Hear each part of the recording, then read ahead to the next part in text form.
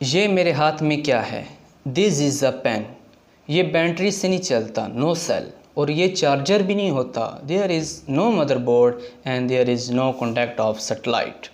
اگر یہ اوپر سے گر بھی جائے تو یہ ٹوٹتا نہیں. جس طرح موبائل فون اگر گر جائے تو اس کی اسکرین کریش ہو جاتی ہے یا پھر موبائل فون ٹوٹ جاتا ہے، اس طرح یہ نہیں ٹوٹتا.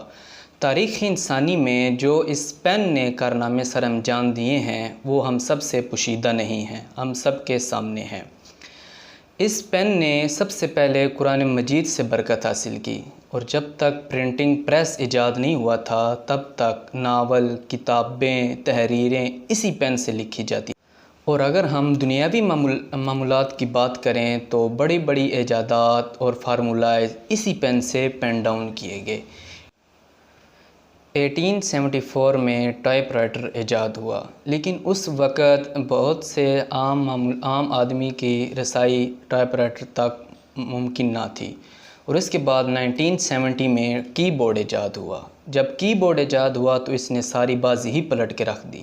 پہلے کتابیں قلم سے لکھی جاتی تھیں اور اب پھر کتابیں کمپوز ہونے لگیں. اس وقت دنیا کی بہت سی ایجوکیشن سسٹم میں اگر آپ کو لکھنا نہیں آتا تو there is no matter, you must have good hand on computer. لیکن میرے خیال سے شاید یہ اچھی بات نہیں ہے، کیونکہ قلم سے دوستی بہت ضروری ہے. دیکھیے، جب چھوٹا سا بچہ قلم پکڑتا ہے وہ اپنا دماغ استعمال کرتا ہے. سب سے پہلے اس کو پکڑنا سیکھتا ہے، پھر اس کو گھماتا ہے، پھر انسانی اپنے دماغ سے اور اپنی کتاب سے اس پر لائنیں لگاتا ہے. اگر وہی بچہ کی بورڈ پر کام کرے تو اس کو محنت کرنے کی کوئی ضرورت نہیں، صرف ایک بٹن ہی تو دبانا ہے. ایک یونیورسٹی کی ریسرچ کے مطابق اگر آپ اپنے علم کو اپنے اندر سمیٹنا چاہتے ہیں، اس کو ہمیشہ کے لیے یاد رکھنا چاہتے ہیں تو اس کو لکھ لیں.